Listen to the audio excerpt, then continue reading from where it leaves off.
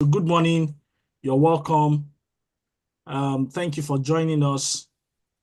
Like I said, I just wanted us to give it a bit more time, but I see that we have about 22 people on the call, so we can start now. All right. So just so we get to know each other a bit, let's do some quick go around the room. Apologies that we might not be able to get to everyone, but we just have about 5 minutes to just sort of, say a bit about each other. So my name is Ayo. I live in Exeter down south with my family.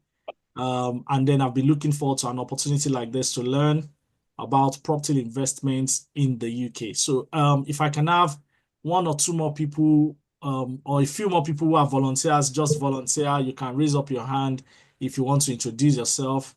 I can see we have some people that they have their cameras on. I can start with those ones. So you can tell us your name, where you're joining us from. I'll start with Pastor Dr. Raphael. How are you, sir? Good morning. How are you, my brother? I'm fine. Yes, can you please introduce yourself very briefly? Yes, thank you. I'm Dr. Raphael Abiodun Adebayo. I live in Exeter with my family. That's it. Thank you very much. Thank you for joining us. I have Julie on camera as well. A quick introduction. Hello, good morning. My name is Julie. I live in Exeter too. All right. I see that there are some people who are not in Exeter. I'll go to one of them that I can identify very quickly. I can see Olakunbi Anthony. A quick introduction from you, Ma.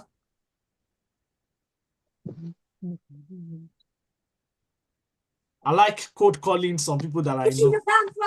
Hi, good morning. My name is Olakubi Anthony. I live in Manchester, so I just got invited to this meeting. Thank you for joining us. So all the way from Manchester, we have someone joining us, which is really good. All right. Please, we just want to encourage every one of us, if you're joining, kindly put your mic on mute.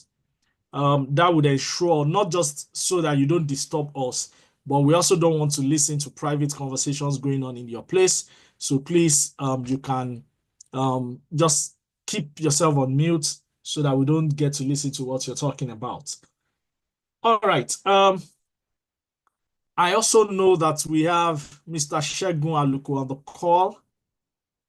I don't know if you would like to give a quick introduction of what we are doing today. We have about 5 or 3 minutes for that, just to introduce us to what we want to do on this seminar today, who is hosting the seminar, and then we move to introduce the guest and we go straight into it. Mr. Segun, do you want to do that, or would you like me to do that?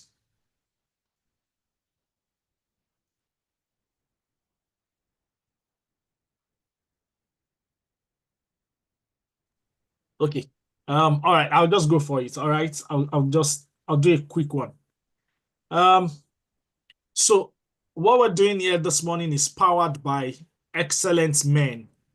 And Excellent Men is the arm of fellowship for men in the Redeemed Christian Church of God, Glory of God, Exeter, in Glory of God Parish in Exeter, Devon County Council. So that arm of the fellowship is the one that has organized this meeting. And basically what we're doing today is we want to make sure that people can learn and gain insights on mortgage. How do you get into the property ladder? What are the things you need to know about mortgage in the UK? But not just, mortgage for your home to live in, but if you're also thinking about investments, what are those investment strategies that you need to know to get into the property ladder in the UK? What are those policies that you need to be familiar with concerning the UK housing markets? What are those policies? What are those government incentives that are out there that you need to know? Also, who are those developers that are in the market? And this is applicable across board. So wherever you live wherever you live in the UK, either in the south, the north, these are things that are cross-cutting, and then you'll be able to benefit from them. So if you're looking to buy a home anytime soon, or you're looking to invest in a property in the UK, this is the right place to be. And I want to encourage us that this is not just the session where we want to talk, but it's going to be very practical. We're going to share materials, so please keep your questions noted. What we're going to do is to introduce the guest speaker and go right into it, okay? And then take a short break at some point, maybe after 30 minutes of presentation, take a short coffee break or health break. So if you want to take a walk, stretch your body, and then we come back again, have another 30-minute stretch, and then we'll have enough time, about 40, 45 minutes, just to take questions and answers. So I'd encourage us to kindly take notes, note down your questions, and then after the session, we'll come back again and then go through all of those questions, if that is all right. Is that all right? I hope I've not missed anything. Okay. I'll just still give maybe the opportunity to one more person, any one person that is joining us from anywhere outside of Exeter. Anybody? Anybody joining from anywhere outside of Exeter? Yes, hello. So Hello. my name is Adorabemi Jacob. I'm joining from Exmouth. Oh, thank you very much, Jacob. Thank you for joining us all the way from Exmouth. Anyone like that again joining from outside of Exeter? Anybody? Hello, good morning, everyone. Good My name is morning. Joseph. I'm joining from Cardiff. Oh, Joseph, nice to Yeah, have you thank on the you. call, joining us all the way from Cardiff. All right. Thank you. You're welcome. Thank you for joining us. Any other person joining from outside of Exeter? Anybody like that? Okay, Moses. Moses is joining us all the way from Ireland. Fantastic. Thank you. Good to have you on the call. Anybody like that if you're joining from outside of Exeter? Hi. Victory. Hi. How are Yes, you? my name is Ayomide. I'm joining from Sunderland. Oh, from Sunderland. Thank you, Ayomide. Thank you for joining us. All right. So I'm just going to quickly introduce our guest.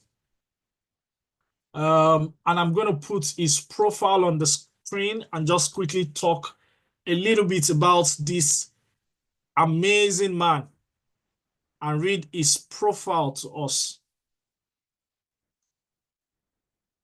Okay, yeah. Can you please confirm if you can see my screen?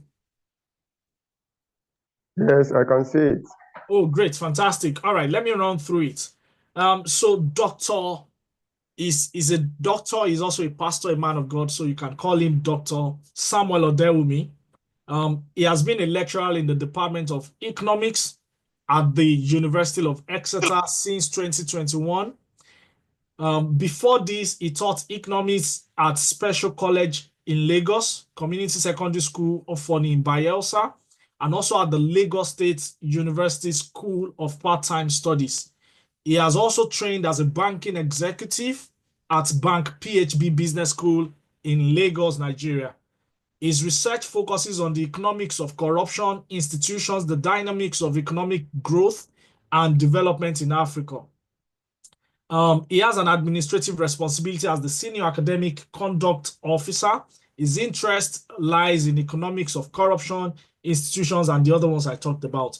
In terms of qualification, he's well qualified to speak on this topic. He's got a PhD in economics from the Montfort University. He did his MPhil in economics in University of Exeter. He also has a master's in economics and econometrics, also from the University of Exeter. And he got his bachelor's in economics from Lagos State University. He has vast teaching qualifications. He's a fellow of the Higher Education Academy, FHEA. He's got a postgraduate certificate in academic practice from the University of Exeter. He's got a learning and teaching in higher education certificates, one from University of Exeter and a second one also from University of Exeter. Ladies and gentlemen, can we put our hands together as we welcome our guest speaker today, Dr. Samuel Odewumi, Dr. Pastor Samuel Odewumi. Please, you can give a clap emoji. You can even do a drum roll. All right, all right. Good to have you on the call, sir. Thank you. Thank you. Not everyone can make out their time to dish out this wealth of knowledge you're about to share with us, all for free without a charge. So we want to say thank you to you as I yield my microphone. Thank you. Thank you very much, sir. Thank you. I feel honored, and thank you for having me, everyone. Good morning and welcome to this important seminar. Please do take notes. The slides will be made available at the end of this seminar, and if you've got any questions whatsoever, do not hesitate to ask. All right, let's just get right into it.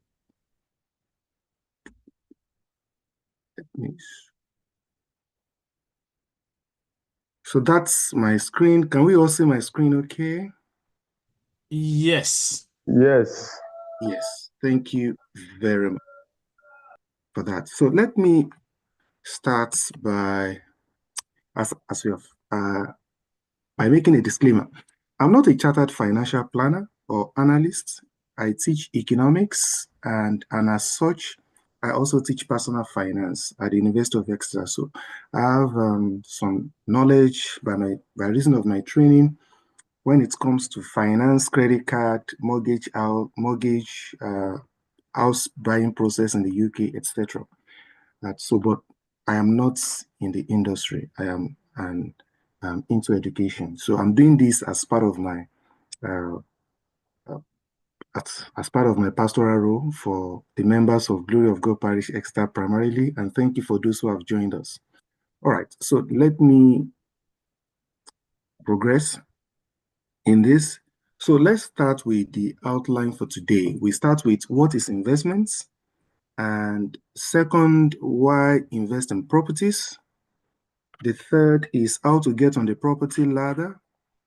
And the fourth is types of property investments. The fifth is the risks of property investments, because in economics, where you see returns, you also see risk. It is often said, no risk, no return. And the higher the risk, the higher the return. So we want to see some of the risks involved. Then the government schemes for those who are to get on the property ladder in the UK, and the property statistics in Exeter. I could also dig the same out for any region you're interested in, and then any question. All right, let's start with the first, which is apologies, sir. Yeah. Sorry. Yeah, I just wanted to check if we're already recording this or if this is going live already. It is live. Yeah. Oh, thank you. Thank you. It is live. Yeah, thank you. So let's start with investments. So investment is the only means by which money grows. If you want your money to grow, the way to do that is through investments. In fact, one observer once said that compounding is one of the greatest miracles in a capitalist world. And if you want your money to grow, for instance, there are two broad ways money grows in the Western world. There are many other ways, many that we cannot talk about within 1 hour, but there are two broad ways. If you are thinking of passive income, the first is stocks and shares, and then the second is property. All right. So, when it comes to investments is the only means by which money grows, and you find the definition of investment there, where you allocate or you commit your resources for an asset to generate income or to make profit or to grow over time. Let me ask you, how long do you think on average it takes for a property value to double in nominal terms in the UK? That is, if you have an asset in the UK, say you have a house, how long does it take for that house to become ×2 of its value? I just want to check before we start. 20 years. 10 years. 10 Thank you, years. sir. Yes, on average in the UK, 10 years. In some region, it is faster than that. For instance, currently, the city with the highest property growth rates is Stoke-on-Trent, then followed by Nottingham. Most of them are in the Northeast and in the Midland. But on average, UK-wide, that is for England statistics, within 10 years. If you buy a property, say for 200,000, holding other factors constant, there is no pandemic, there is no credit crisis. Within 10 years, you expect that property to double in price. And I'll give you the caveats to that, why that may not be the case in other places.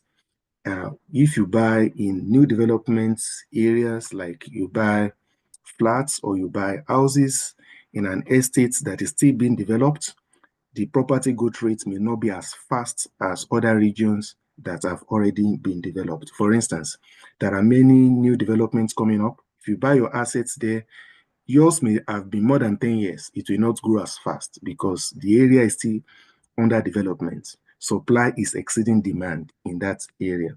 But let's go into other topical issues because I'm a Bible teacher and I thought my audience would be believers.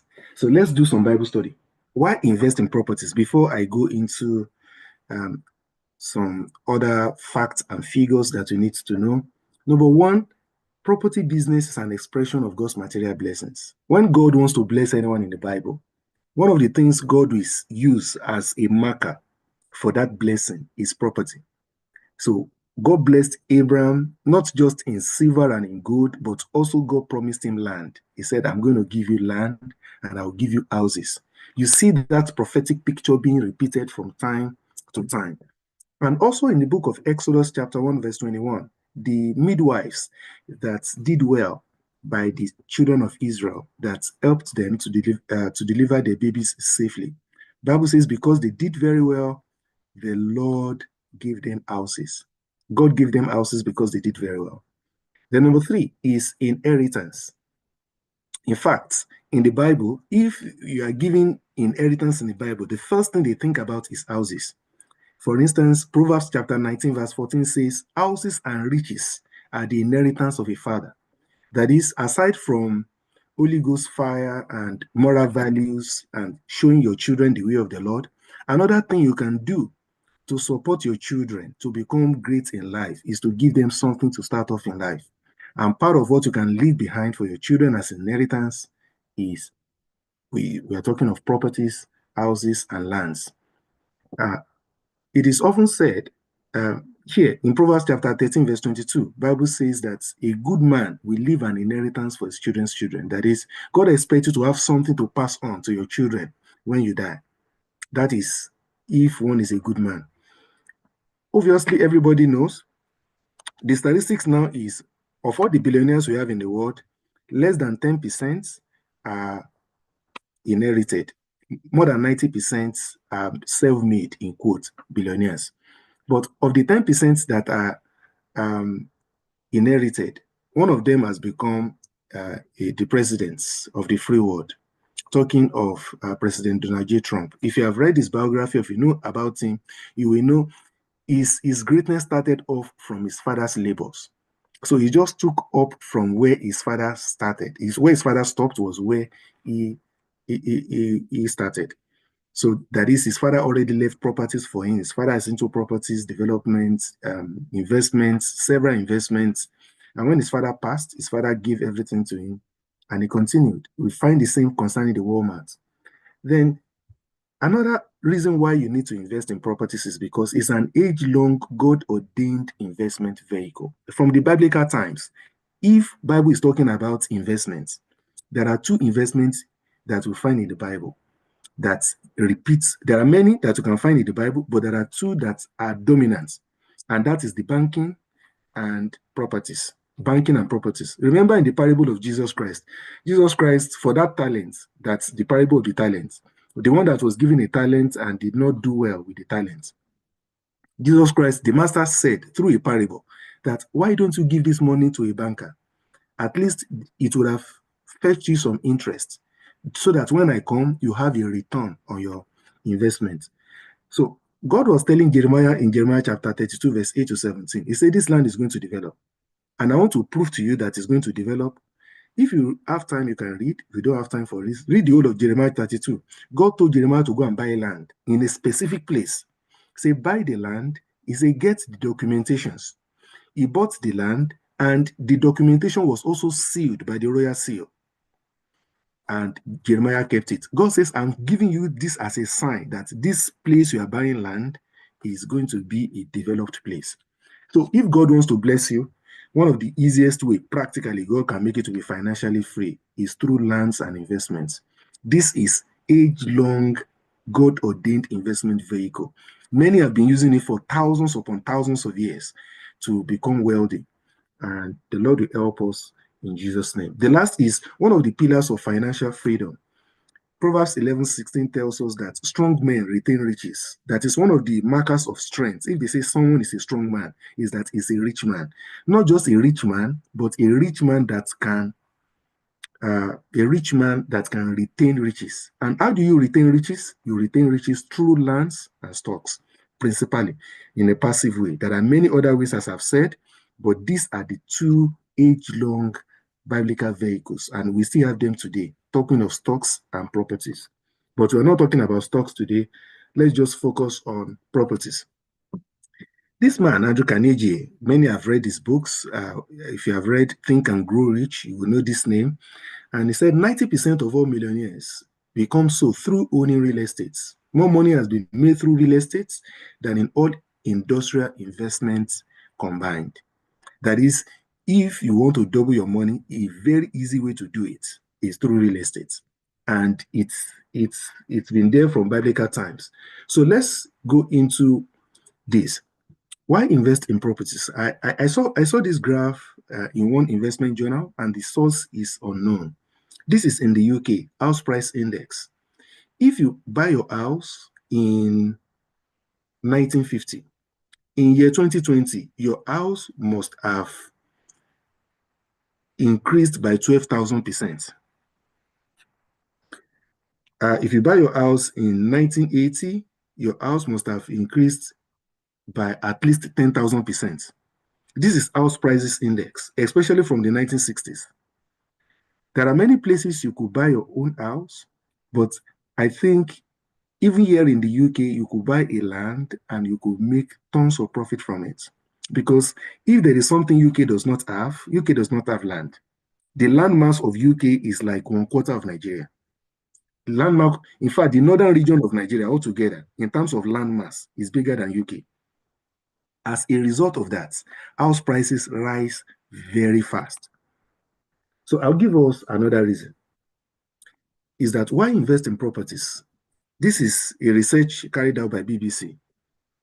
Earnings have not kept up with house prices in the UK. Average weekly earnings and house prices, if you normalize 2000 to be our base year, that is, we keep 2000 to be our index year, that is, house prices in 2000 is equal to 0. Let's assume house prices cost £0 in 2000. By 2005, by 2020, within 20 years, earnings have increased by, that is, those who have 0, if you normalize this to be 0%, in 2020 or 2022, we have earnings to increase by 112%. But for house prices, we see house prices has increased by 240% within 22-year period, which means house prices has doubled, has increased 2 times 4. That is, if you buy your house as £100,000 in 2000, in 2022, your house price will be selling for £240,000. In which case, if you just keep your money in savings accounts, or you keep it in any other type of account, or you just keep the money there, your house will increase by 112%. So this is to tell you that you need to get onto the property ladder as fast as you can. And I pray the Lord will help us to do this in Jesus' name. Then you may now talk about, what about property investments? Why do I need to invest in properties? Aside from all of these things we have talked about, personal, leaving an inheritance for your children, etc. There is capital appreciation on the assets. So there is, in fact, when we're doing how much you gain in investing in the property, there are 2 income streams. Number 1 is cash flow, in which case from the rental market, you make money on weekly or monthly basis. Then this number 2 is by capital appreciation on the asset itself. For instance, the house where we live in currently, we bought it, for a very expensive amount. But the person that bought this house bought it in 1998 for £18,000. And when we were buying it, we bought it for more than 1,000% increment, almost 2,000% increment from £18,000. In fact, so there's capital appreciation on the asset itself. So aside from the rental income that we get on a monthly basis, before the living cost crisis, some landlords are making as much as £800 in a normal 3-bedroom or 4-bedroom house on monthly basis as net profit on monthly basis. That is for a house of multiple occupancies. So there is also a stable rental market. In the UK, the supply of houses is very, very low. And the demand is always there. Population is increasing. So there is a stable rental market. There is a colleague of ours that is a Nigerian that joined the Department of Economics. So the faculty sent this gentleman to me because I'm also a Nigerian. They thought I should help him to settle. So we saw a very beautiful house, 3-bedroom house, very close to campus, and the house is just perfect.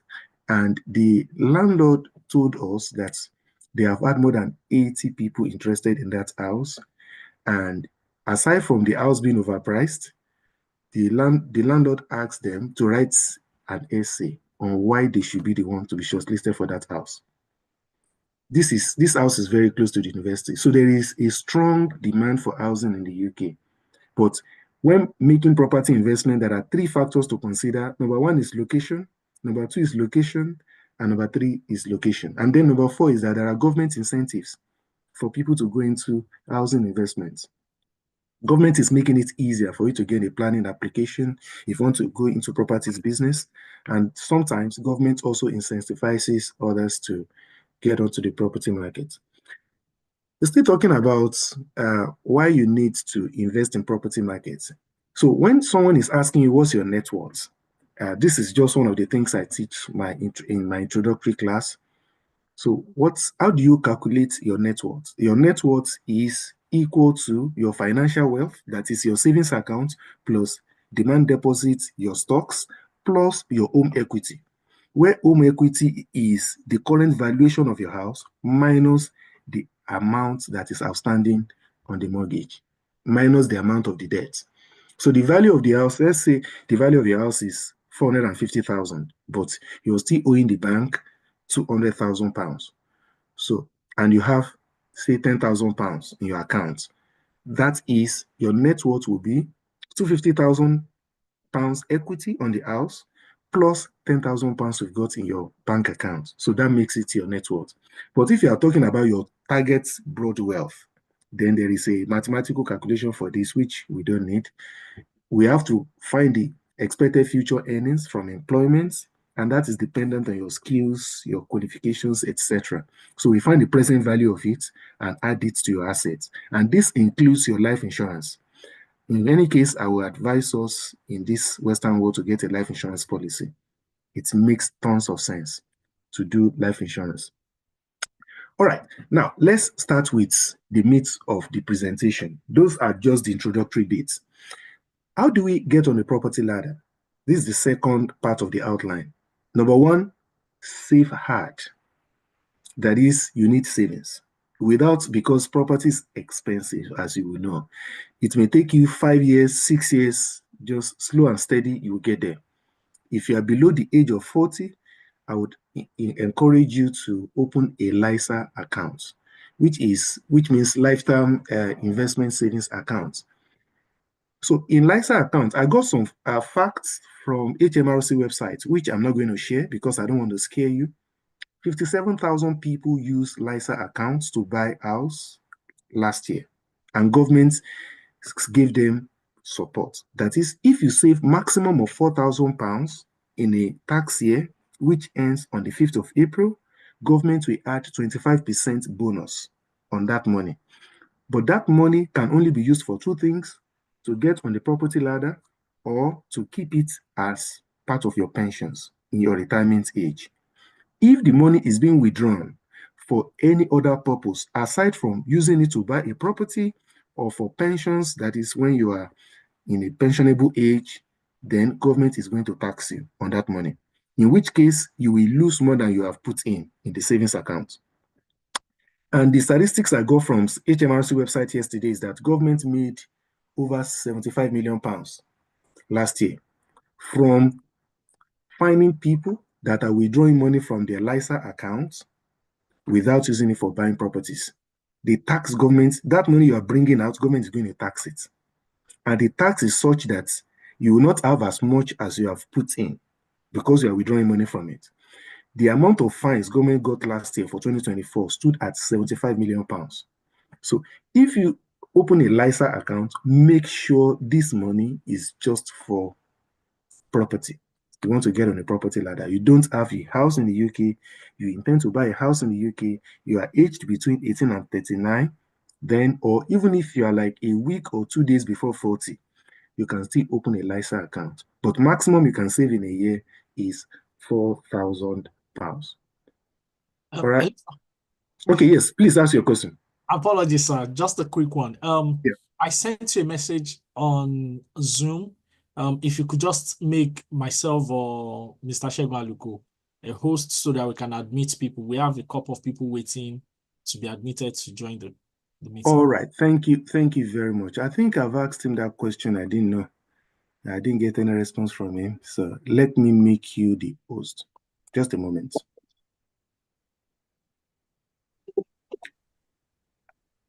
Are you Mr. Ayo Career Drive, sir? Yes, sir. Yes, sir. Tracy for me. Okay. Yeah, because she's the resident. Yeah. To update her assessment process. Most are already activated. Oh, okay. Make host. Okay. Now you are the host, sir. Thank you very much, sir. Thank you. Okay. Okay. Thank you. Then you can also mute anyone that you think. Yeah. All right. So I think Dr. Martins has got a question to ask. Please go ahead, sir. Thank you, Pastor Sam. Just a quick one on LISA. Yes. Could you clarify whether people that are not regular residents in the UK can take advantage of the government support? Remember, if you are on work visa, you don't have indefinite leave to live in the UK. You have no recourse to public funds. So if you're in that category, you need to take advantage of LISA. I'm not sure this is what I'm asking. Okay, sir. The answer is yes. Only those who cannot take advantage are those who are, say, on visitor's visa. If you've got a resident permit, yes, you can open a LISA, but you are opening it by faith. For instance, if you're in fact, it's one of my slides here, visa and residency status. I'm still going to talk about this. All right, I'm still going to talk about visa and resident and how that affects everything we've been talking about. But if you know you're on a student visa and you open a LISA, then you must have faith that you're going to stay back in the country. Because by the time you're pulling out your money, government is going to take some part of that money as part of fines. And that is why I'm still coming there. That's why I said that, think well before opening a LISA account. Last year, government raised more than 75 million pounds from fining people for closing their LISA account or withdrawing money from their LISA account. All right. Now, how to get on the property ladder? Number one is your budget. I don't know your net worth or how much you've got. How much you've got and how much you can borrow will decide on the kind of house you can buy. Sometimes, we want to live in like a 4-bedroom house, 5-bedroom house. You need to ask yourself, how much is the maximum I can borrow? And the Financial Conduct Authority in the UK and the Prudential Regulatory Authority of the Bank of England, they have set a strict and a stringent mortgage rule in the UK. UK's mortgage rule is stricter in comparison to those of US. It's easier for you to get on a property ladder in the US than in the UK. UK's FCA regulations are very strict. And there is a rule of 4.5.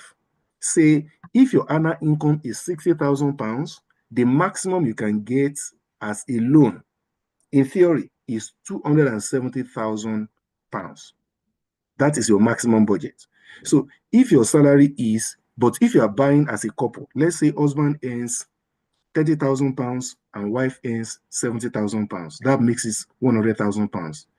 Then multiply by 4.5. In theory, you can get up to £450,000 loan. So this rule of 4.5 was set by the Bank of England, and there is nothing we can do about it. Some banks are saying maybe they can turn it to like ×5. How much you can borrow will decide on your budget, and your budget will decide the kind of house you can buy. Some people want to buy like a fancy house, but check cannot afford it. All right. So that's the first thing to keep in mind. You want to buy a house. Number one, what's your budget? Number two, your credit score. Very important, because before you get a decision in principle, they are going to do either a soft search or a hard search on your credit history in the UK. For those who are just joining us, or if you are new in the UK, I would advise you to get a credit card.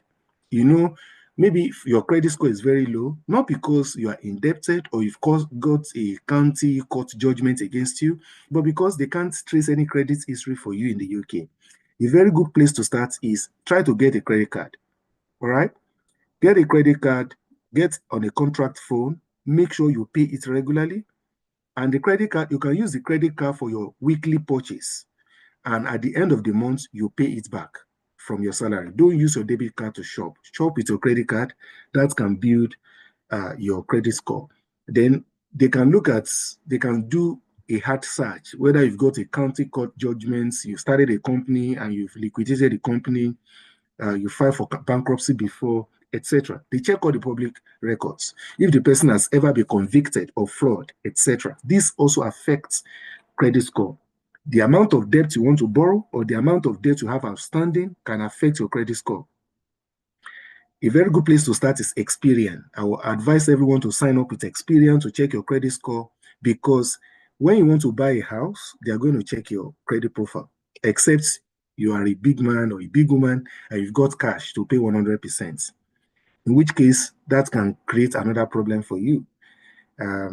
Because, you know, if you walk up to a place and except you're a footballer, you are very rich where you're coming from, and you go with a cash of £250,000 to buy a house, they will not inform you, but they will inform the police, or they may inform other government agencies to run a search on you, whether you are doing money laundering or anything of such in the UK, because in the UK, they don't expect anyone to have that kind of a money of £250,000 and you want to buy cash.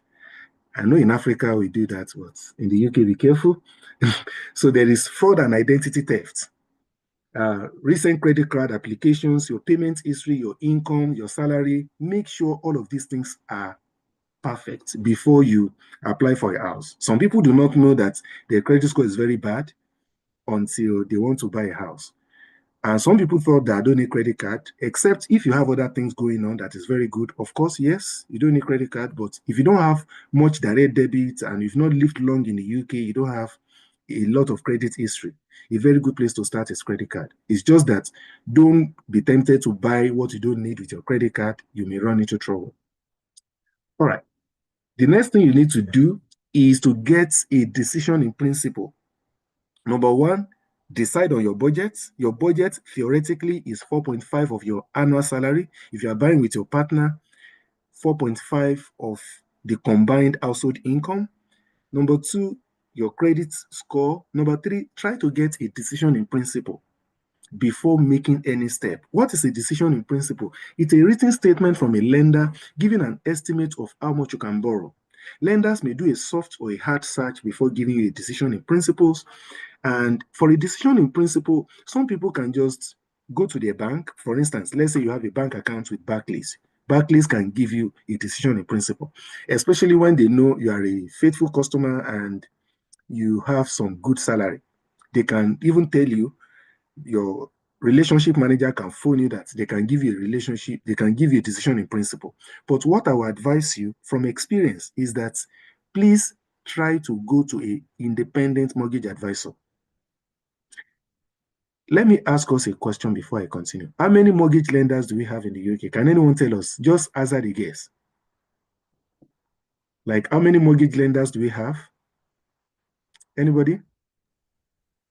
I think I've seen a long list before. I'm not sure if that's what.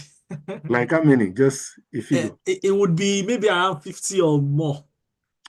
There are more than 800. Wow, 800. Yes. 390 are regulated, and the rest are not regulated by the Financial Conduct Authority. For those who are regulated, if you have any loss or misappropriation, FCA can refund your money. But those who are unregulated, the risk is higher. But the regulated ones are more than 380. So it's not just Barclays, Lloyds, Halifax, and Nationwide that are the mortgage lenders. So if you go to an independent mortgage advisor, they will be able to look at your income and they will search across board, across these 380 or 800 mortgage lenders and tell you for your own unique circumstances, this is the cheapest mortgage you can get. All right. So that will not, and that determines on your immigration status, your bank account checks, they'll do money laundering checks and everything. Once you have decision in principle, then you are ready to go buying your house. The decision in principle will tell you, if you buy a house of X amount, we can borrow you. This is the maximum amount you can borrow. The bank can lend to you. That is decision in principle. So we have immigration status check, but there is something that is an elephant in the room, your visa and residency status. If you're on a student visa, it's very difficult for you to get a mortgage. I'm not saying you can't get it, but it becomes very difficult. If you're on a work visa, better. Then how long have you been in the UK? If you have lived in the UK for less than 3 years, it becomes more difficult because now let me ask us a question. I want all of us to please do this. Let's just take a break for like 5 minutes. Let me present this. Let me ask you this question. How much do you need to get on the property ladder? How much do you need to have on your savings account? If you go to menti.com, type in 4948-6747. Just type in how much you think you need to, if you go to menti.com, you can use your smartphone or your computer and check how much you need to get on the property ladder. How much savings do you think you need? Let's get some response here.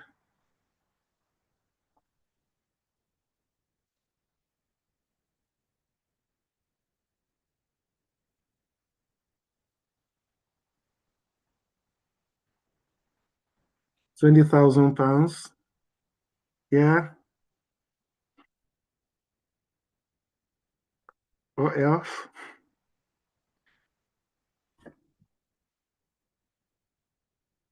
$20,000, 40, 15.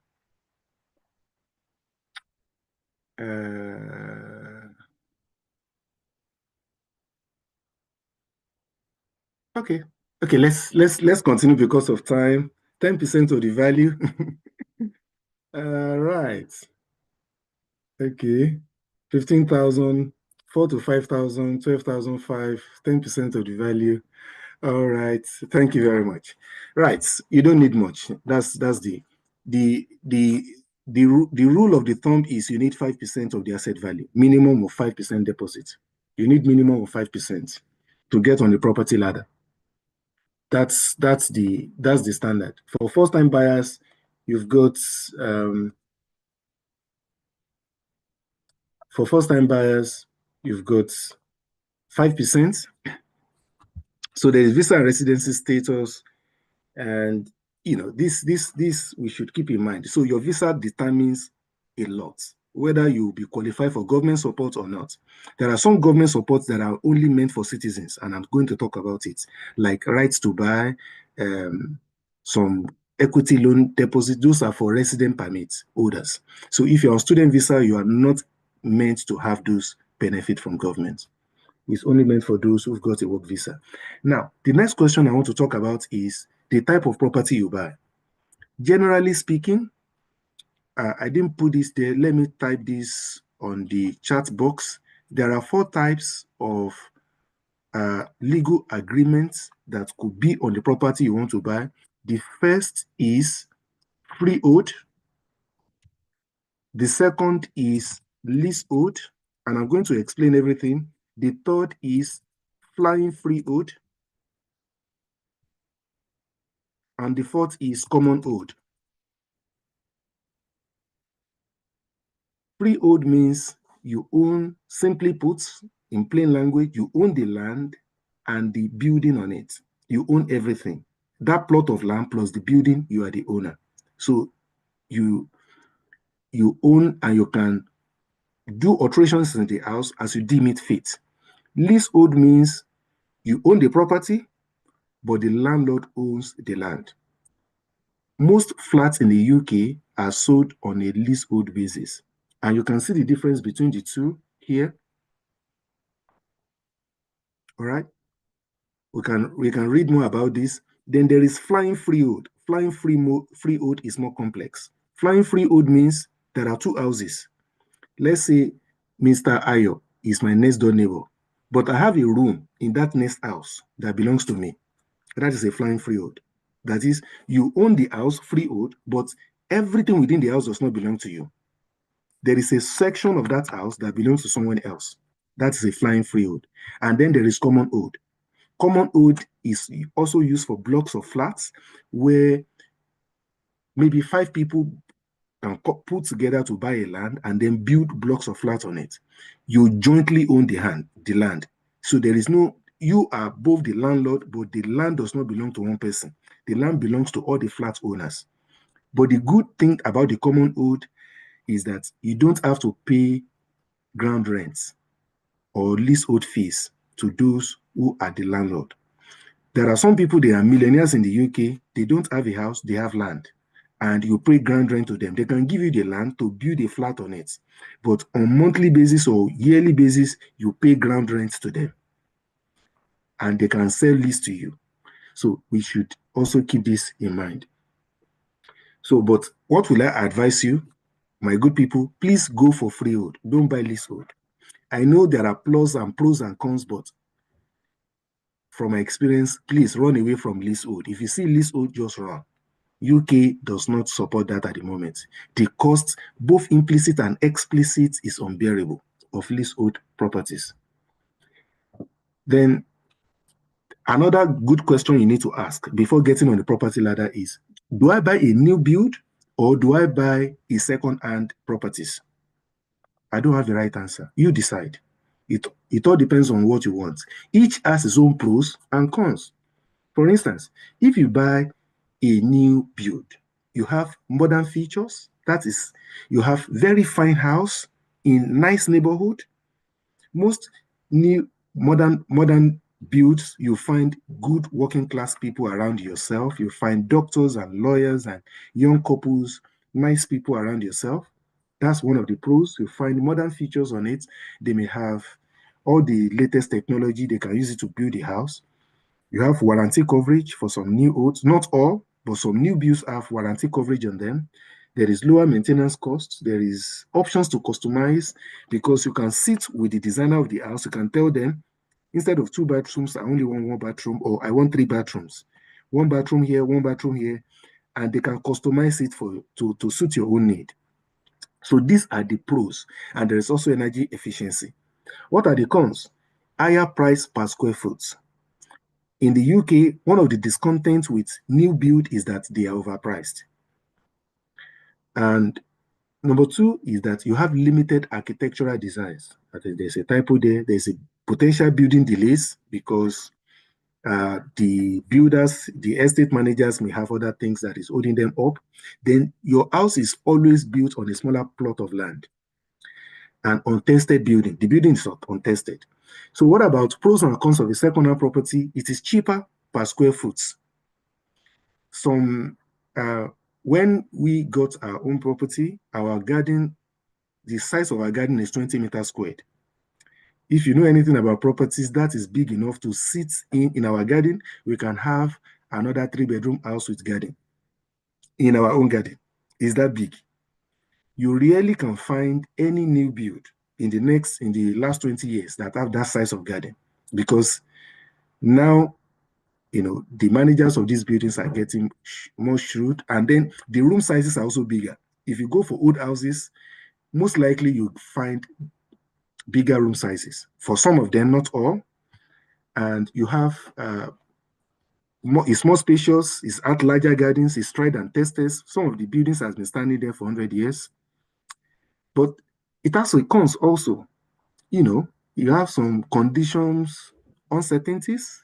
Sometimes the roof can have problem. It can be the felt. It's less energy efficient. There is renovations. There is maintenance needs. It can be the radiator that have problem, or the boiler, or there is always one thing or the other to repair. But it's not all bad news. So which of these is better? It all depends on what you want. You decide what you think suits your family need. For us as a family, we thought old build will suit us best because we need large garden size.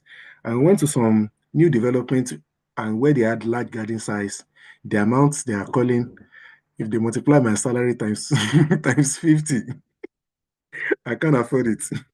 I just ran away. So I have to go for what I can afford. All right. So new build or second, these are the pros and the cons. You decide. Now, there are other fees to pay. It's not just the deposits, though it may be cheaper to buy a old build, like some old build in Exeter, 2-bedroom house, you can get for less than £200,000, which is still good, which means with 9,500, you can get a mortgage and just move on. You can have a property. But it's just not the 9,500 or the £10,000 that you need in your account. You need other things. There are some fees to pay. Number one is stamp duty. If from 1st of April, stamp duty has changed. If you are buying a house for the first time, if it's from £0 to £300,000, there is 0% stamp duty. But if it's a property investment, you are buying to let, you are buying to do business with it, you are going to pay extra 5%. But even if you are buying for the first time and you are not in London, you are buying 300 to 500,000 pounds, you have to pay stamp duty of some sort. Then there is solicitor's fee. It all depends on the solicitor's fee. Solicitor's fee can range between 1,200 to 1,800. Then there is service, which is £500. There is mortgage arrangement fee. Some mortgage packages come with mortgage arrangement fee. Then there is fee to pay to the lender as part of the mortgage. And there is mortgage broker's fee. As I said, I would advise you to go for a mortgage broker. Maximum 200, 300 to maximum 500. Pay them, but it will save you a lot, because your bank may offer you a decision in principle, but your bank may not be the cheapest. You may be paying far, far higher than what you're supposed to pay because you just went for your bank. You didn't shop around to find the cheapest mortgage. So there may also be fee for moving into the house. Now, what is a mortgage? Mortgage we call a secured loan. Because of time, there are two kinds of mortgage. There is the interest-only mortgage and there is the capital repayment mortgage. Interest-only mortgage is when you only pay the interest. The compounded interest on the money you have borrowed is what you're paying, and there is the repayment mortgage. I think by Financial Conduct Authority, they have pulled this for first-time buyers. So I'll be very surprised if you can still find any interest-only mortgage if it's a owner-occupied building. But if you want to use it for investment, yes, you can find an interest-only mortgage. And there is also the capital repayments. And there are different types of mortgage products. They may say to you, there is fixed rate mortgage, there is variable rate, there is tracker, there is capped mortgage, discount mortgage, offset mortgage, equity release, top-up loan. Let me not go into that. You see it on the slides.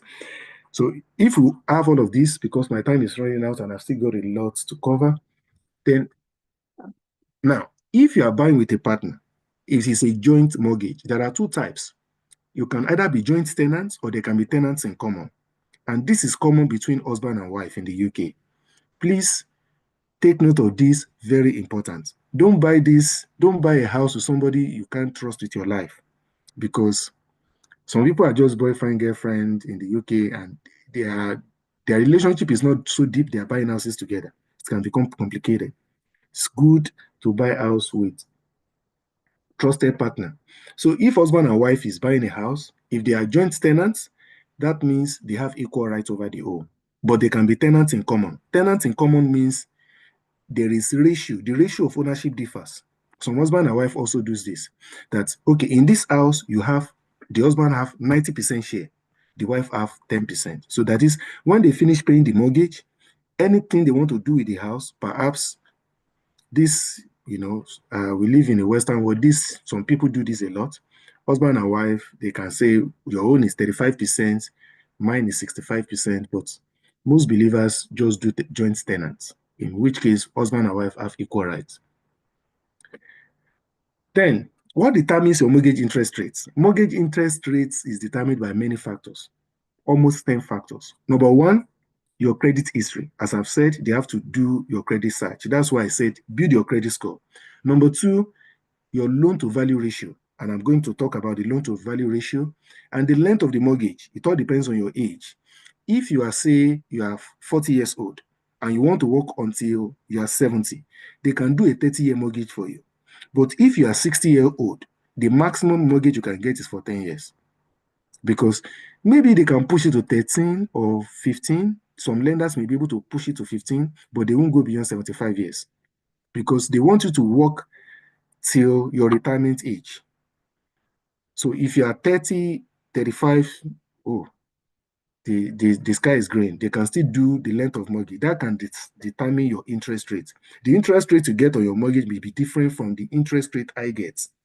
And there are many factors responsible for that. 3 of the factors is this. But let me talk about loan to value ratio. Loan to value ratio means the fraction of the house price that you are willing to pay. Say, for instance, the house costs £100,000, and what I have is 5% deposit. That means 95% is my loan to value ratio. If my deposit is 10%, my loan to value ratio is 90%. If my deposit is 15%, my loan to value ratio is 85%, etc. And that determines the amount of mortgage you can get. Let me demonstrate this briefly, and I'll just try to round off. Let me demonstrate this. Let's go to Nationwide website. Nationwide mortgage rate. I just want to give you some practical illustration. Do you have a nationwide mortgage? No. What do you want to do? I want to buy a home. Have you had the mortgage in the last 3 years? No. Please follow me if you have any question you ask. Price of the property you would like to buy. I want to buy a house of £300,000. How much deposit you have? I have 5%. That is 15,000. What is the length of your mortgage? Let's make it, say, 20 years. Get results. I want to prove something to you. My initial rate today, I have to pay a fee. This comes with a fee of £999, and this fee can be added on top of the loan, or it can just be, if it's added on top of the loan, the monthly repayment will go up. If the fee is not added, if you pay the fee from your credit card, then your monthly repayment will be 1926. But check your interest rate. Interest rate is 5.29%. Now, let's assume that my loan amount is 270,000. That is, I want to drop 30,000 pounds. See, my interest rate has reduced to 4.99. So the higher the deposits and the lower the loan to value ratio, the lower your interest rate will be.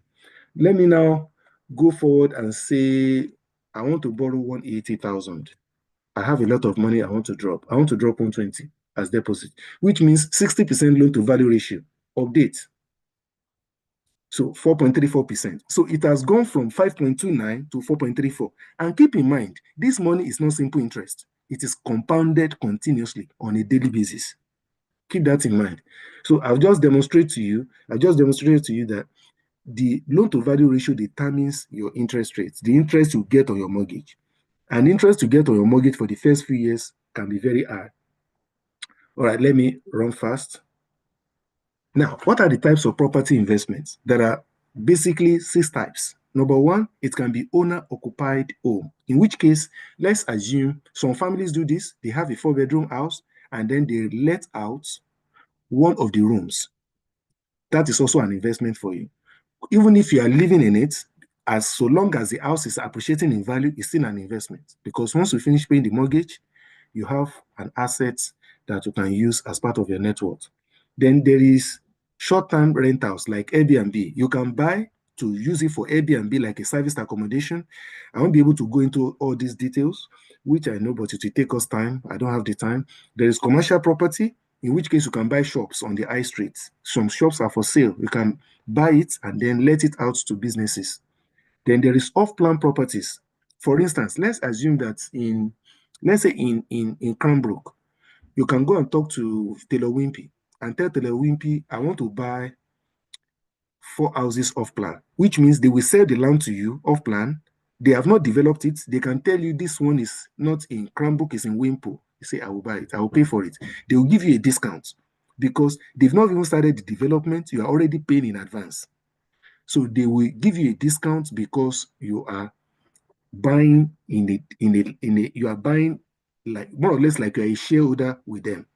So when they sell the house, let's say they are selling the house to 200,000 to other people, you can eventually get it for like 180 or 160 because you've invested far ahead. Or it could be you going to buy land. That is off-plan properties. Then there is HMO.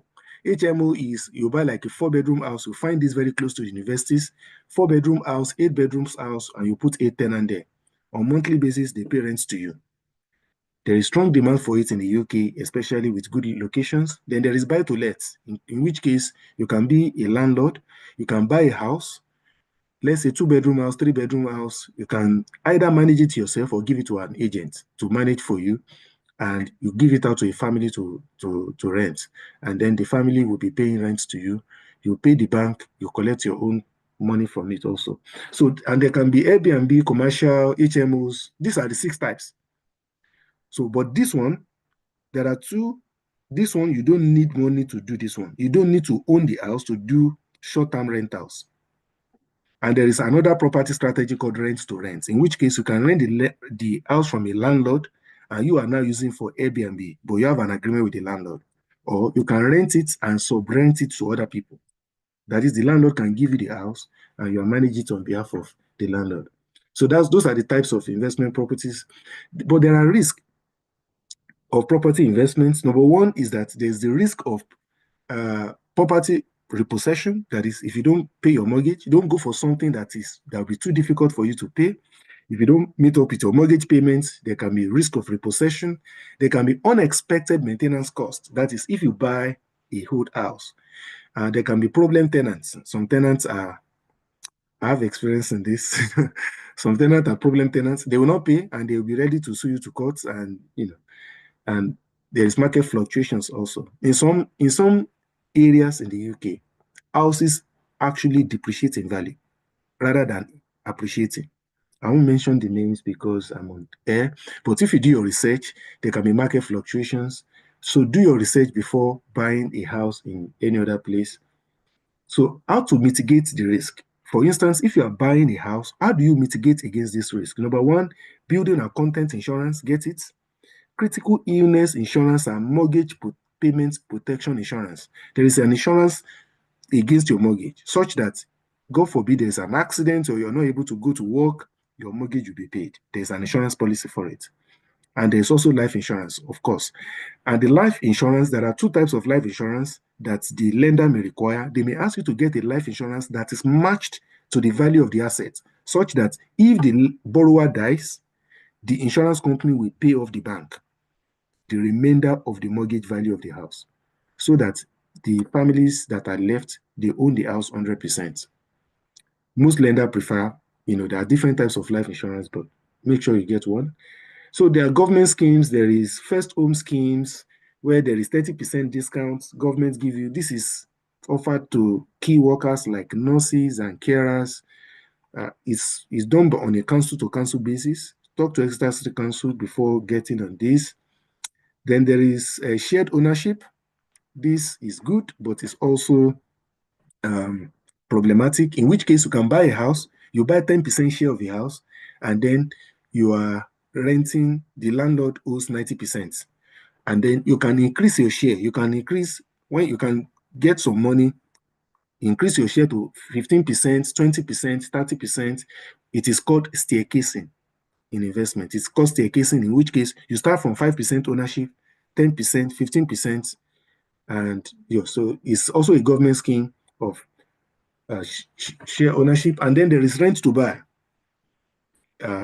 This is another scheme. I won't be able to talk about it. I want to respect the time given to me. There is equity loan, in which case government can borrow you up to 20% of the property cost, or if you are buying the land, you want to buy the land and build it by yourself. Some are also doing that. In this UK, I know someone who is planning to do that. This person is planning to buy a land and build the house by himself. So in that case, you can talk to government. They will give you 40% of the total building cost plus the cost of the land. But if the land is already there, you just want to customize the house, you can get 20%. So there is the right to buy for those, maybe there is one or two persons living here, you are already living in a council home, that council can give you discounts. If you have lived in the house for 3 years, you can buy it for up to 35%. And if you've been there for almost 10 years, government can give you up to 70% discounts. So that is, if the house is worth £100,000, government can sell it to you for £30,000. In fact, some people have become millionaires through this right to buy, because obviously, imagine a house that is worth 1 million and government is selling it to you for 300,000, 70% discount, because you are a council tenant and you have a right to buy the house where you are living in when your situation improves. Then property statistics in Exeter. Let me stop talking here. Any questions? Thank you very much. My time is up. Thank you very much, sir. Wow, that's a fantastic one. Thank you very much, sir. Do we still want to have a short 5 minutes break before we delve into all the questions? If you want to stretch your legs, stretch your body, should we do that? We still have 15 minutes to go through questions. Pastor, would you like that, or should we just fire on? I'm ready. Just go on. Yeah. Okay. Ask the questions. All right. Let's just fire on then. All right. So we're getting into the Q&A session. I thought that was such a fantastic presentation. Thank you very much, sir. You're welcome. Very detailed. I know that many of us would have questions, so let's do it this way.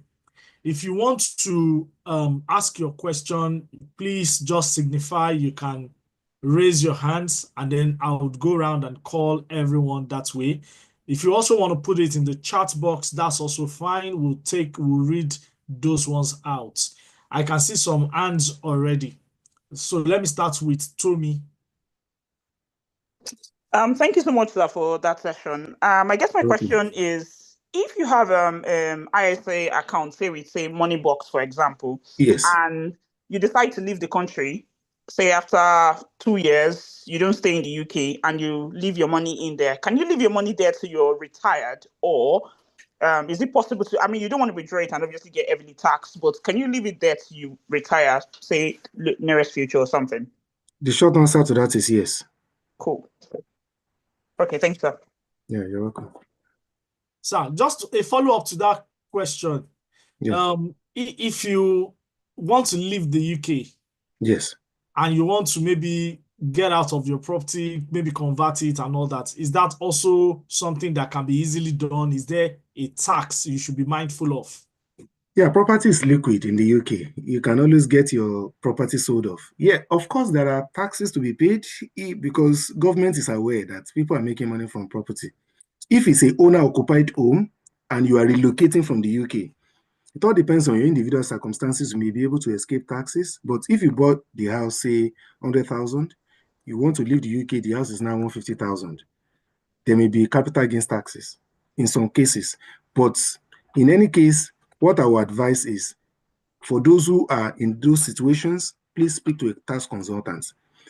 They will look at your individual circumstances and will be able to advise you accordingly. There may be a loophole that will make you not to be able to pay taxes. But for those who are taking advantage of this, because government knows that people are making money from properties, so government wants a slice of that profit too.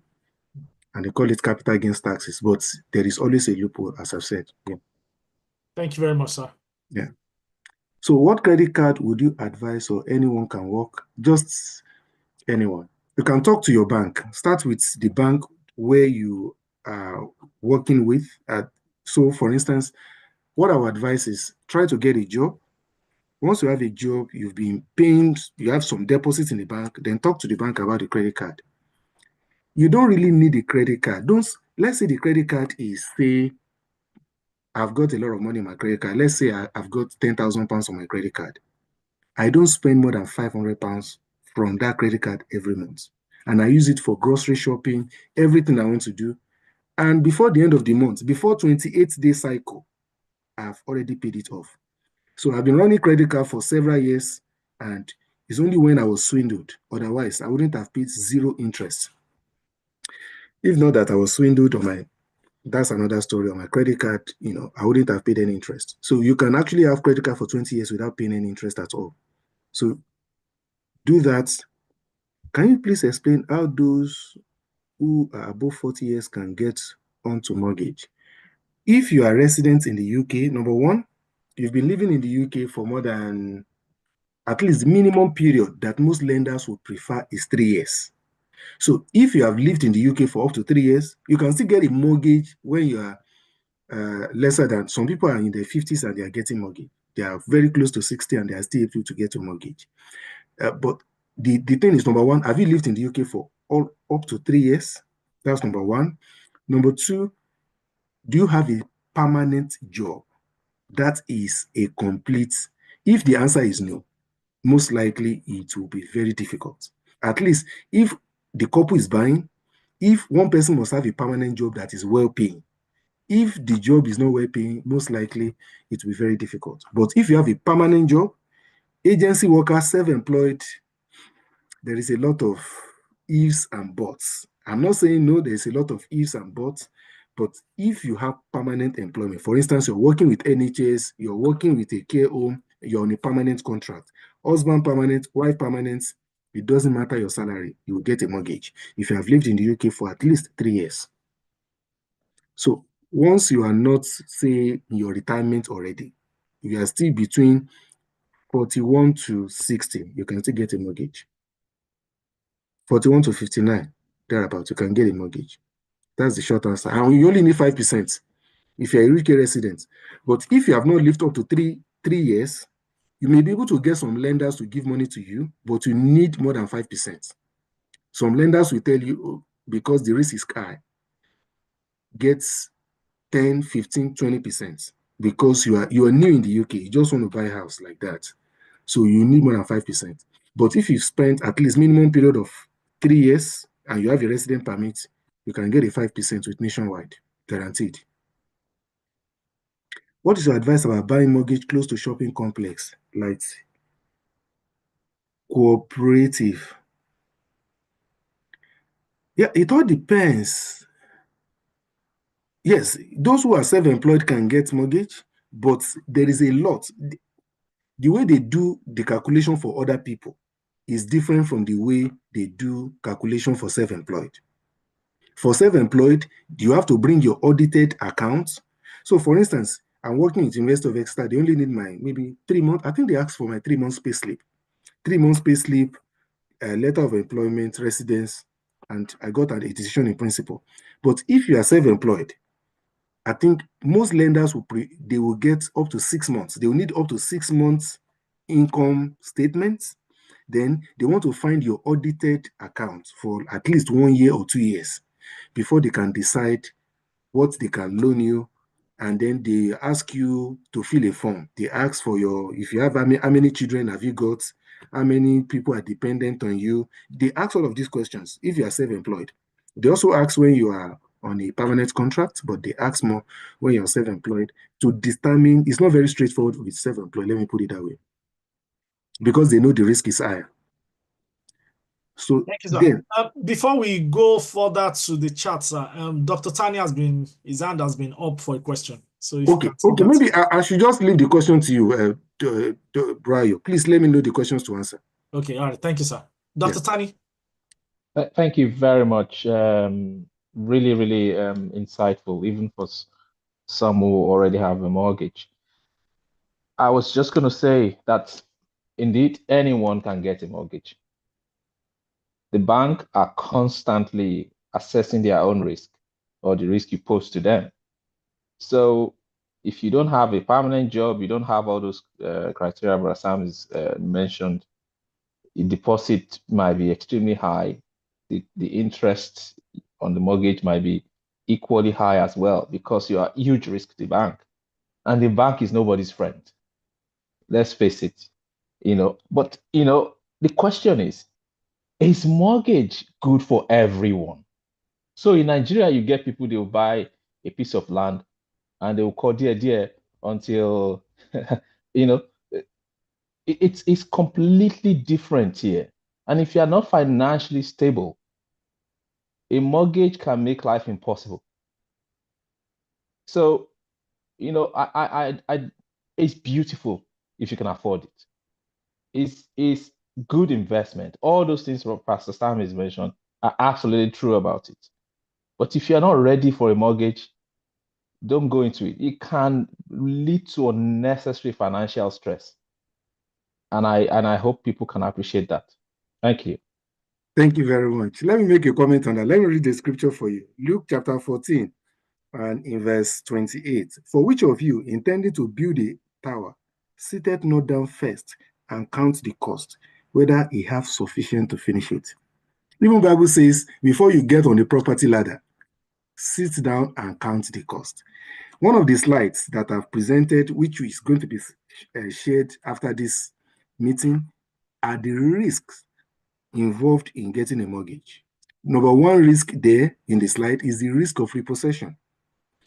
Because if the bank are willing to give you a mortgage, what's the import of, for instance, I didn't get a mortgage for many years in this country because it will be very risky. For instance, bank says this person is highly risky, so we are going to increase your interest rates very high, and we're also going to make your deposit required to be very high, and your monthly repayment to be very high. Monthly repayment like 2,500. How much am I earning? So if bank want to, because of the riskiness of my profile, they want to increase everything to 2,500. How much am I earning?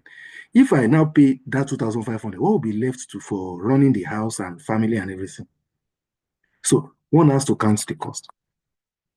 A rule of the thumb is this: your mortgage amount should not exceed the amount you're already paying currently as a rent. If it should exceed, the margin should not be very high. It will help you to live a comfortable life. Otherwise, banks, as Dr. Tani has said, they are nobody's friends, and they can give a suspended order. Of course, the Bank of England has put in some regulations, especially after COVID, to stop bank acting like a shark, because formally they will take the house, they will repossess the house, send the person out, and then what the person may even have in the end, they may not give you a just price for all the equity you have in the house, simply put. But Bank of England has revised those tough laws after the pandemic to ensure that banks don't act in such an aggressive way anymore. But make sure your mortgage is such that, for me, I would advise that if you are still young, make your mortgage as long as possible. Make it like 30 years, such that you can spread the cost. Same, your mortgage is now 800. Now, if you think you can afford it, now overpay your mortgage. It's better to spread it, overpay it, than to say, I want to pay my mortgage within 15 years, and then you are not able to meet up, and the bank repossess the house. And also, there's no money to run life and to do other things that is needed. So it's better to have a 30-year plan and then overpay. If you see, okay, after paying all our bills, you still have a lot of money left, then you can even double your mortgage amount. Most banks will not give you any charge for adding to what you pay on a monthly basis. Thank you very much for that comment. Thank you very much, sir. We have a question in the chat before we come back to the hand that is raised. So Sam is asking, is it possible to use contribution money as mortgage deposit? And how does one prove the source? That's where you're doing thrift contribution like a job. You have to write a letter. Banks will, in fact, I need to say this. if someone give you money, like for instance, I dash you £5,000, and bank can see that £5,000 from your account, they will need a letter from me that it is true. I, Samuel Uluwafemi, I gave Dr. Martins £5,000 as an act of benevolence. And they may even ask Dr. Martins to attach a copy of British passports. That is how it works. Otherwise, when they begin to ask these questions, now let me say this, because by God's grace, I've been through this stage many times. Banks can be very intrusive when you want to get a mortgage. They can be very intrusive. They will look at your bank statement with a laser focus. And if there is any shady transaction, they will ask you, okay, what about this? If you say contribution money, this is, they know about this Ususu and cooperative, mutual lending, all this financial stuff. They know about it. But they will want the documentation. Which documents did you sign with those guys? Then, how long have you been on their job? All of these things they will ask from you. They want to find out how many people are on it, how long has the scheme been going on. I also do contributory scheme, and banks, they underline my bank statement and asked for every slight details. Even the money that was maybe sent from Nigeria, they send the person that sent the money from Nigeria should send a Nigerian passport and sign it that it is true that I have given you this money. And then your addresses in the UK, that also counts in your credit score. Don't change address too often. You know, when they are doing your credit search, those who are moving houses every three months, that can affect your credit score. So if you have lived in one house for more than 3 years, it will boost your credit score. It shows stability on your part. But if you have moved like 3 or 4 times within 3 years, they see it as a red flag. They don't know you, but they just design. Is a rule of thumb that anybody doing this is not trustworthy. Thank you, Dr. Tani. Thank you very much, sir. I noticed that we had AYD. AYD's hand was up earlier, but the hand is down now. So I don't know if the person still wants to go ahead to ask the question, or we move to Mrs. Joy Bello's question in the chat. Okay, it's myself, please. Oh, okay, all right. Yes, please. Good morning, ladies and gentlemen. Good morning, Pastor. Yeah, I just want to say there was something that Pastor mentioned about the repayment of mortgage. If you have a repayment mortgage plus interest, as much as you have, if you want to repay your mortgage quickly, as much as you have it for the length of time, it is advisable that first and foremost, as Pastor did advise, get a certified mortgage advisor to advise on everything that you are going to be taking on. All the processes and policies will be able to advise you extensively on those. Then when it comes to repayment of the mortgage, you have your principal and then you have the interest. When you are repaying, there's a direct debit that goes to your principal every month. Then mostly what we advise in the financial advising space is that you attack the base. Maybe there's a plan to pay yourself and your partner. You have a plan to repay your mortgage quickly. So you're paying out for the capital and interest at the first of the month every month, maybe like £1,000, for example. And you can set aside maybe another £200. And by the 15th of every month, you attack the principal.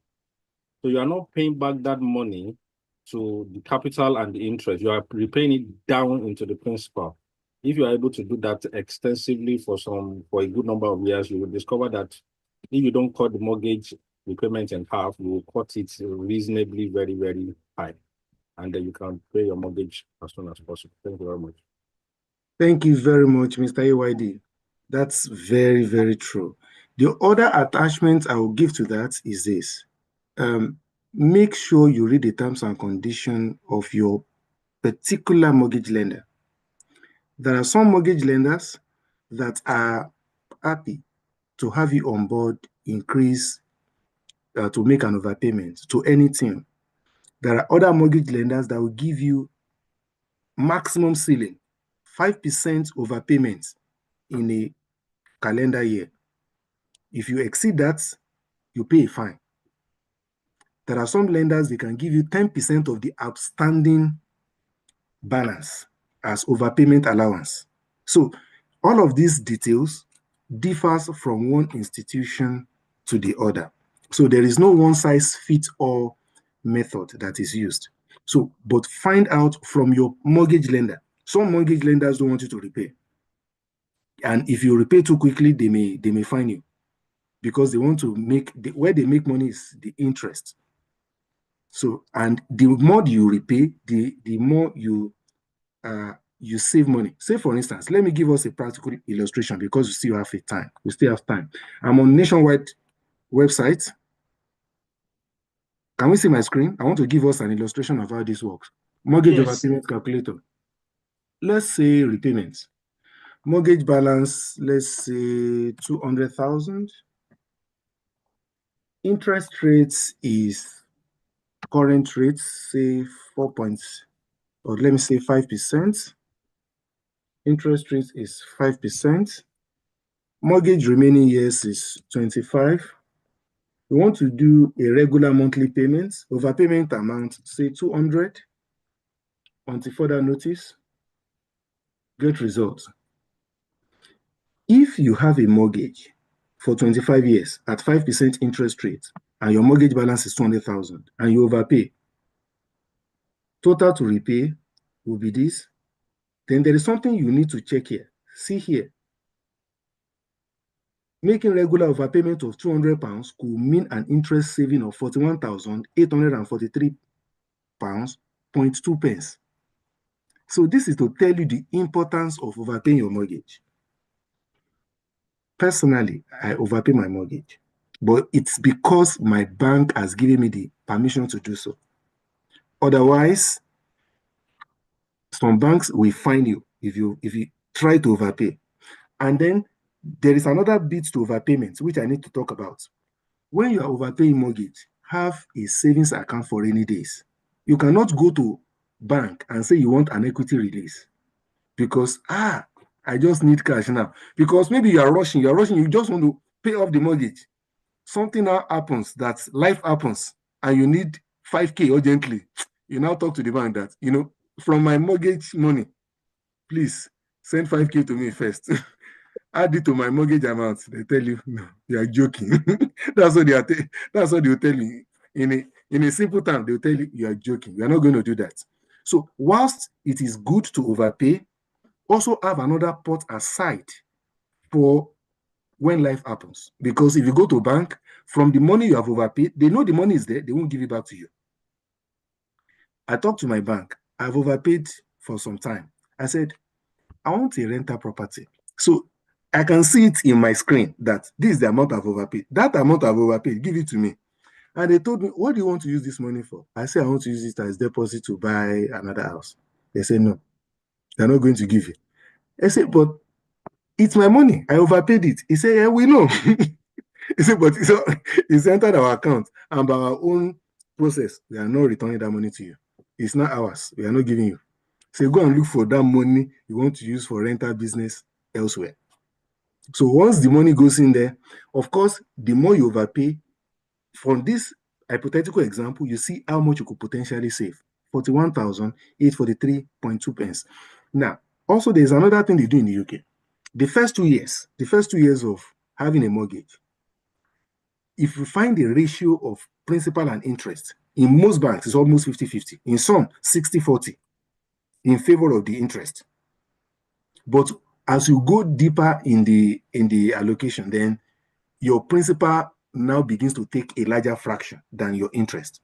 But in the first 2 years or 3 years, when you take a fixed mortgage, they will get all their profits back first before any drama. All right, that's all I want to say. Thank you so much, Mr. AY, for that important contribution. There is also another question, sir. Is it possible to buy a house with your children's name as a future investment for them? Yeah, there are many schemes. Yeah, you could even open a trust. You could open a trust account, in which case you can buy a collection of houses.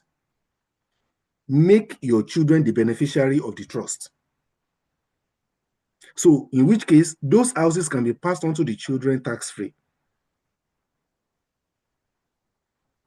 So if the parent dies, and these are done by mostly high net worth people, they buy a lot of houses and they put it in a trust. Even if you sue that man because he has like 5 houses, you cannot get anything from me. He tell you, I'm not the owner of the house. The house belongs to a trust.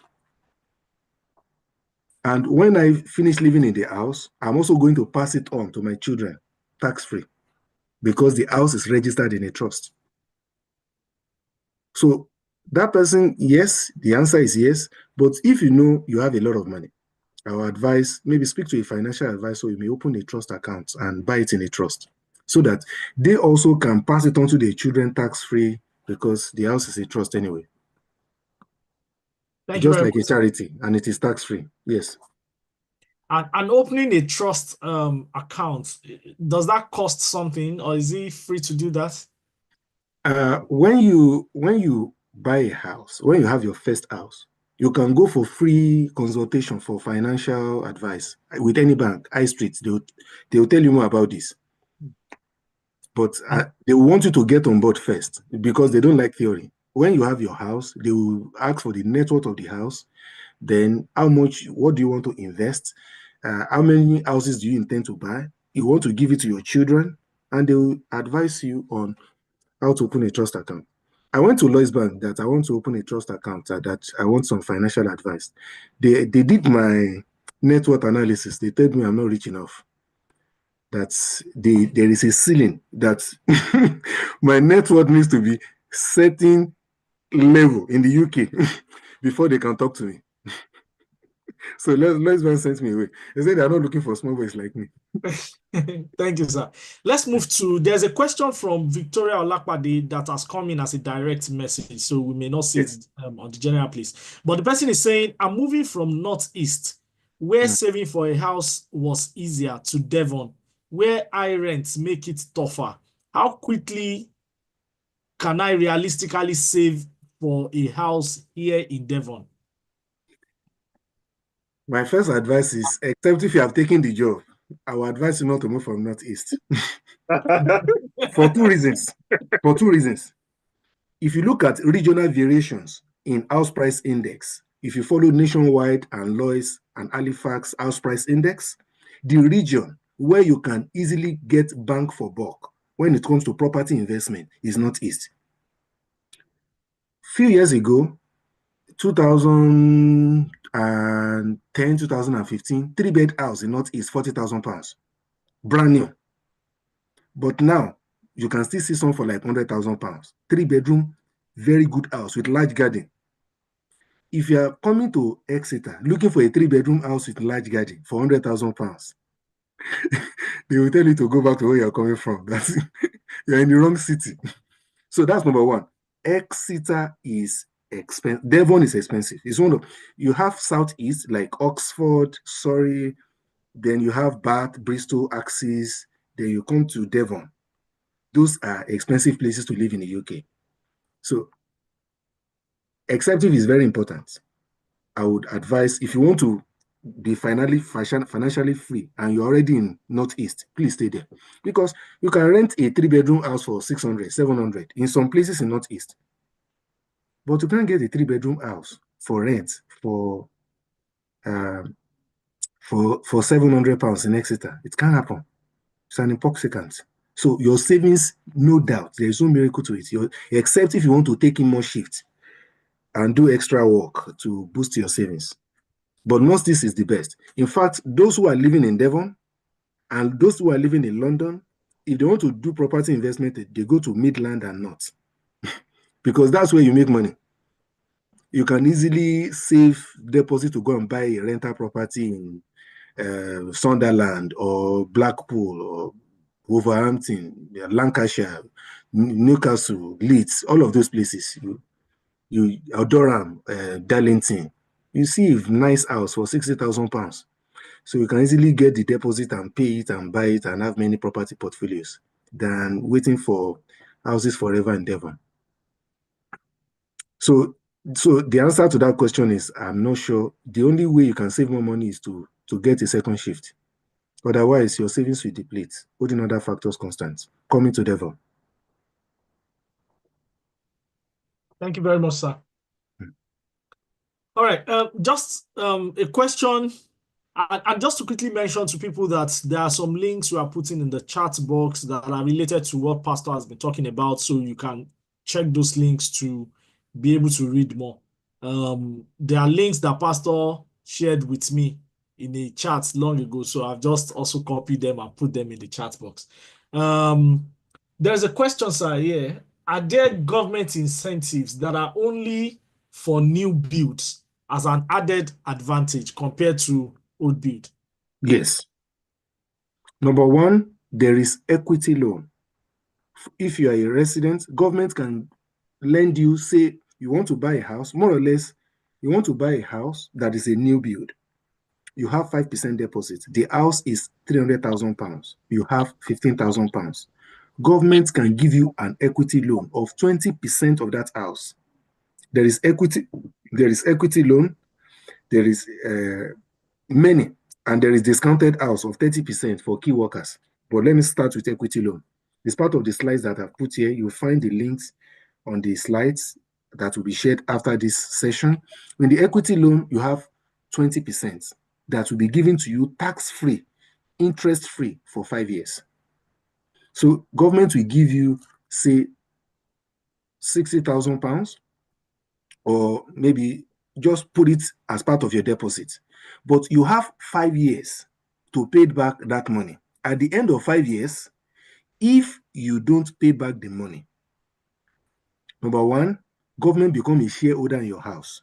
If the house increase by 20%, government will also take a slice, 20% increase of your profit. If the house increase by 100%, government will not say, I've invested 60,000, give me 60,000 back. No. Government will say, I want the 20% of the current house price. That's number one. Number two, after 5 years, interest will begin to mount on the 60,000 that government has given to you. So aside from government being a shareholder in your house, government also has interest. That's money that has been given to you. The 20% that has been given to you, interest is coming on top of it. It's more or less like a student loan. So that house is owned by you and government partially. Then there is a discounted house. Discounted house, government can give you up to 30% of the value of the house. New build. This is only specifically for new build. But that 30%, this is the catch. And they do this for key workers. You are a carer, you are a nurse, you are a doctor. But this 30%, when you are selling it, you also sell it with 30% discount. And you have to sell it to another key worker. So you can, if you are thinking of making profits from buying a house, discounted house is not a place to go. Of course, government will help you to get on top of it, but they will also suppress your potential from increasing your net worth by going into that property business. So 30% of it. So there are many of them like that. I think there is first-time buyers. There is 30%. There is help to build. There is help to build equity loan. I'll put all the links in the lecture slides, and you'll see it. Yeah. Thank you very much, sir. This just ties back to what Dr. Tani put in the chat. He had just made a comment that is anything free in the UK. So if they give you 30% bonus, they will also take it back at the end of the day. Back, yes. With interest. With interest. Yes. Thank you very much, sir. There is also a question. There's a question here. Someone is asking, how do you know that you have taken the right life insurance that will truly cover you, especially when going through the commonly used websites like Go Compare? Number one, does it cover critical illness? Is it inclusive of mortgage protection? Such that not just when somebody dies, if anything happens, you lose your job or accident or anything, are you covered? There are different types of life insurance. It may be more expensive, but our advice will go for the most comprehensive one, such that there is even one that they can give some things to your children on a monthly basis if anything bad happens to that person. All right? So check what it, don't just go for the cheapest. Go for what it covers, the benefits. So the benefit will tell you whether you have gotten the right one or not. So this is this link. I'm sharing a link here. Affordable homes. These are only for first-time buyers. The only one that is not meant for first-time buyer there is for council housing. That is for those who are citizens of the UK, or you have indefinite leave to remain and you live in a council house. That's, if you live there, my personal advice, do move out of it. Save enough money to buy it, because that can be your key to wealth. Because you can get as much as 70% discount on the house. So that's number one. Then there's first-time buyers, first home scheme in the government. I've also shared another link here. So I will share the other links after we finish. All right, let's continue. Any other questions? Thank you, sir. There's also a question about bringing in. I know you talked about the other time that if you have a lot of money, for example, yes, £200, you now bring it from another place, that yes, they can report you to other authorities. Yes. But let's say somebody has some money that you want to bring as foreign investment to boost savings now. Say, for example, £5,000, £10,000 to boost savings so that you can quickly get your deposit to purchase a house. Is that also advisable? Is that yes, something that will be taxed? How would somebody go about that? No, you can do that. The government is not saying don't bring money from outside to the country. Number one, the source has to be clean. You have to be able to prove it that it is coming from a legal source. And number three, you can prove the ownership of that money. For instance, let's assume I have 2 houses in Nigeria and I sold one and I brought the money to the UK to buy a house. I can provide the documents. This is me. This is my Nigerian passport. This is my house. This is the title document. This is my name showing on it. This is my property in Africa. This is when I came to this country. You prove all of these things to your solicitor, they can see it there that, yes, this is yours. It is your money. So they know most of us, except if you are born here, they know most of us are immigrants. You know, so if you bring money, there's no problem with it. But you must be able to prove that it is your money. But if you are born here in the UK, it is not an inheritance, or you just bring in 250,000, then that is a red flag, because they don't expect an average household to have that kind of money. Auctions, hey, hey. Let me put it this way: the risks associated with auctions. Someone is asking questions, the pros and cons of auctions. Auctions can make you rich very fast and can make you poor very fast. Those are the two extremes. Anyone can process the in-between.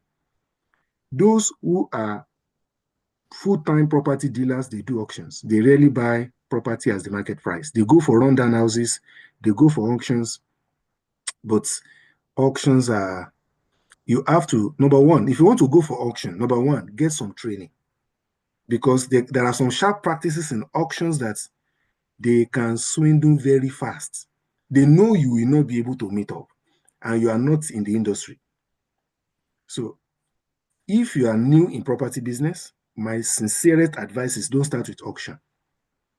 Go for some training, go for some seminars, attend some live auctions, both online and virtual and physical, before you begin to put in a bid. Otherwise, you lose your money very fast with auctions.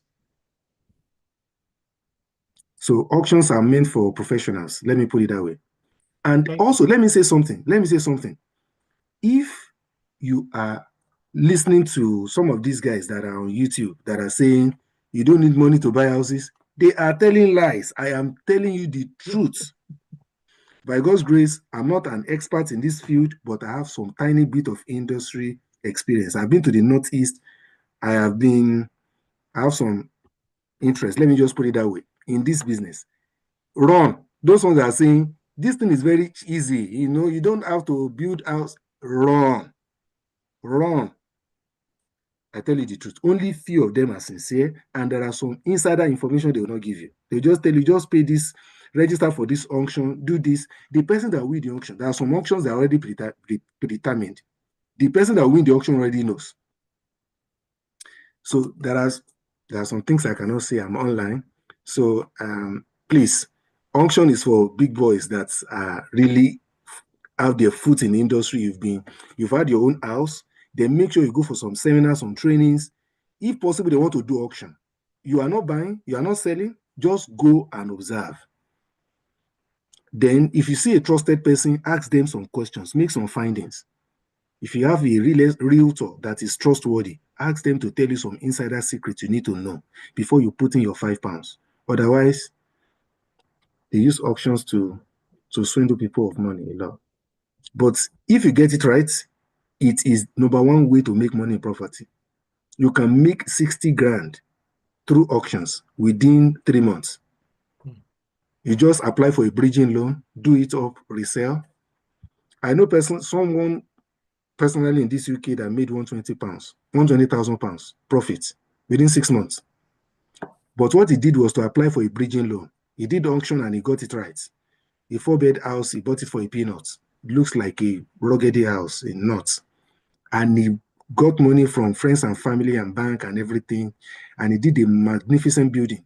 By the time he sold it and returned all the money back, he made profit of £120,000.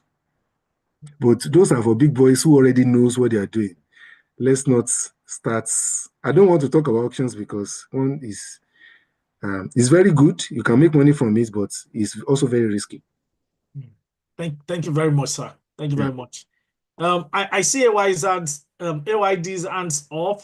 Let's take that and then we'll take some announcements before we wrap up.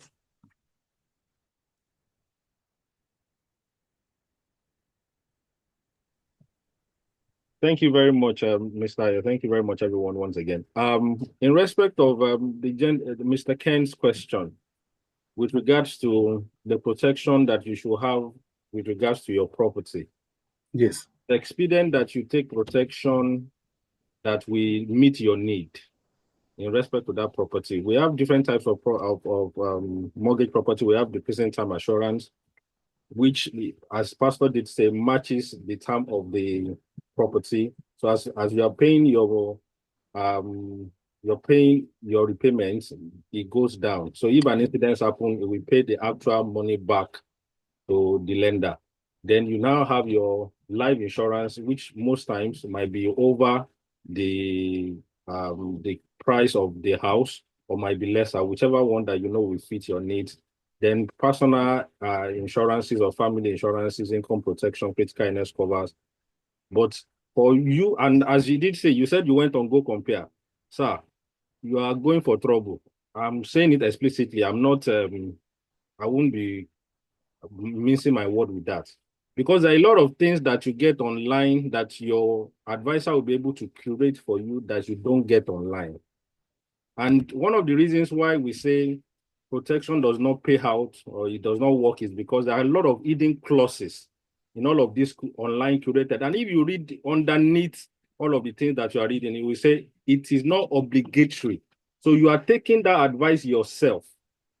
And by the time you are trying to make a claim, even if it's your name that is not properly written well, or your date of birth, or something very, very small, as no matter how little the clause is, it might not pay out to you. So I will advise, please get a financial advice. Let that person sit down with you to curate what will meet need for you and your family and your investments.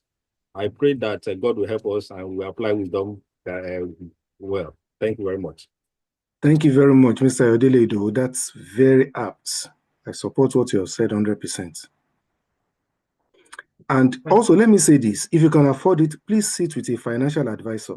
Though in this industry and I also teach economics, I also have a financial advisor. I paid for one.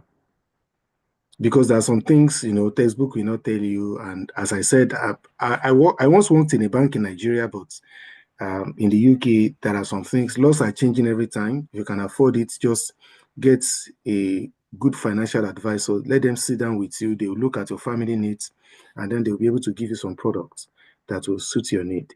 If you can do that, that will be very good. All right. Thank you very much, sir. Just a few announcements quickly before we go. So, sir, we've been getting some feedback. Some people are saying that this is very useful. They would like to know when next we are doing something like this. They would like to be informed. And so we are thinking, sir, that if you give us the opportunity, it would be good that we also find some niche that we can then, deep dive into and discuss it in future seminars like this. That's number one, sir. Because of that, and we also understand that some people have joined us from other places outside of Exeter or outside of the church, and it would be good that we are able to contact them. Because of that, we have just made a simple Google form to be able to have their details, but there is a clause there that you give us your consent so that we can store those information. And the only idea is that if we have future programs like this, we can then reach out to such people to invite them to also join us virtually for future seminars like this. So with your permission, sir, if that is all right, I want to confirm that we can put that there. Yes, sir. Thank you very much, sir. We would also be using that Google form then to share the material, because I know that Pastor will share the material with us, but there are some people that it is only through this form that will be able to get their details so that we can forward the materials that Pastor will share with us. We can forward that material to them. So thank you very much. Just to also quickly mention that Pastor Sam is the resident pastor of Redeemed Christian Church of God, Glory of God, Exeter. And we hold our services on Sundays at the Wanford Community Center, Wanford Community Center in Exeter. It's on Burnt House Lane. I'm going to just put the postcode to the church in the chat box so that if you want to join us for any of our services, you can come. And if anybody can see the postcode, please help me find that and put it in the chat box. It's on Wanford Lane. Our services start with Sunday school 10 to 11, 10 to about 10:50. We start with Sunday school and then we move into our service, and by 12:30 our service ends. So if you live in Exeter or anywhere around, do well to join us and would appreciate that. Please also don't forget to fill in your details on the Google form. I've just posted the link. Thank you very much, Mr. Victor. I've just posted the link to the Google form. Do well to send your details there for us. We'll then be able to reach out to you with any of the links. Thank you, sir. With any of the links and information. Some people have sent messages to me for the links or the material. It's difficult to attend to those requests individually, but we'll put everything together and we'll send to everyone's email addresses. Thank you very much. We may not be taking questions anymore. I'll just give Pastor the opportunity to give final thoughts, final comments, and then please note that there is no enough appreciation that we can give to you, sir, for this loaded information. From the depth of our hearts, we are really, really grateful. God bless you so much. I'll give you the rest of the minutes to do final comments and thoughts, sir. Thank you very, very much. I only want to pray for you that as you have come to the UK, may you prosper in this country in Jesus' name. Amen. May God establish you all in the name of Jesus Christ. Amen. Bible says that through knowledge, the righteous shall be justified. May the Lord give you the wisdom, the intelligence needed to be established in this country in the name of Jesus Christ. Amen. And I want to implore anyone, if you have any information of a legit business that can help brethren, please share. Let's just be our brother's keeper, not just because God cares about us, not just for us to make heaven, but He also cares about our financial well-being. It is not the will of God that we live from hand to mouth. There are some people that are financially independent. They are not stealing, they are not in fraud, but they trade on all of these things we are talking about, unction, putting resources together.